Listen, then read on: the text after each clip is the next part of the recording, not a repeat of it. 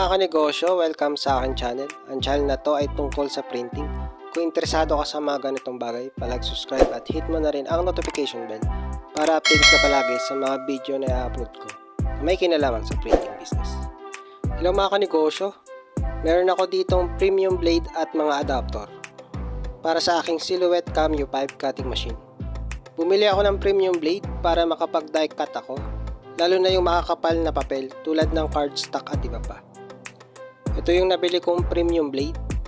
Nabili ko siya sa Uniprint, dito sa Uniprint Cavite. Bali nag-walk-in kami at ang price niya ay 1,375 pesos. Kaso nga lang wala silang binebenta na adapter niya. So kailangan pa naming bumili sa iba. So naghanap ako online, nagtanong ako sa mga printing group, Cameo group at iba pa. Nagtanong din ako sa mga tao na matagal nang gumagamit ng Cameo machine. Nahirapan kasi akong bumili ng adapter niya. Yung ibang shop kasi na napagtanungan ko ay out of stock. So ito yung nabili ko na adapter niya. Nakaset na siya. Bali 4 na adapter ito. At ginagamit siya sa iba't ibang blade. Nabili ko siya sa Oblique House.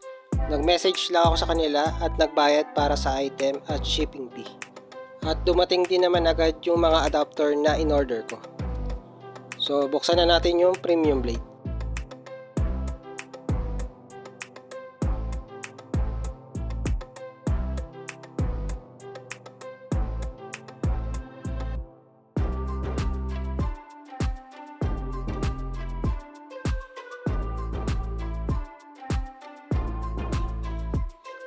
So ito na yung premium blade.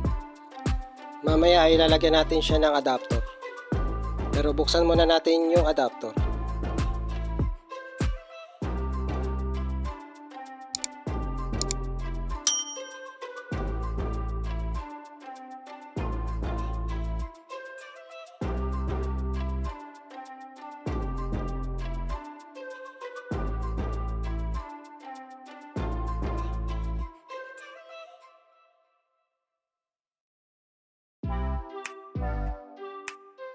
At yan na yung mga adapter. Meron siyang 4 na kulay. Kulay black, kulay blue, kulay white, at kulay gray. Maganda na rin na set na yung nabili kong adapter para ma-experience ko rin na magamit yung ibang klase ng blade na ginagamit sa Cameo 5. Pero dito sa premium blade, ang gagamitin natin ay itong kulay black na adapter. Hindi pwede yung ibang kulay na adapter kasi hindi siya magpipit kapag nilagay nyo yung premium blade. Sa paglagay ng premium blade, ganito lang ang gagawin nyo.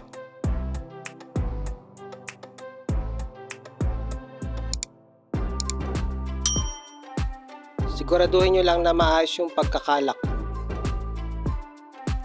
At yan, pwede na natin ikabit yan sa ating Cameo 5 cutting machine.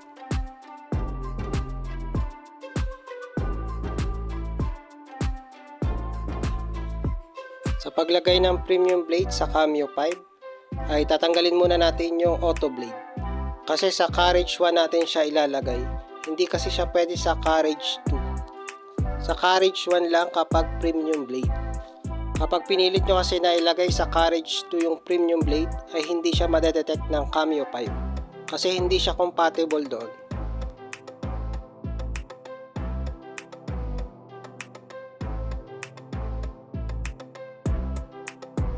So nalagay na natin yung premium blade at pwede na natin siyang gamitin. At subukan na natin mag-cut mga kanegosyo. Tingnan natin kung maganda mag-cut si premium blade. Dito ay gagawa ako ng cake topper. At ang ginamit ko ditong materials ay Fujifilm photo paper 235 GSM wrap satin.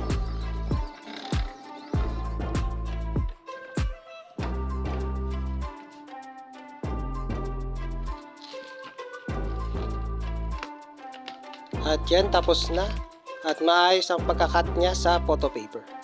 At pwede na tayo magbenta ng cake topper sa ating mga customer. Update na lang ulit ako tungkol sa premium blade sa mga susunod kong vlog.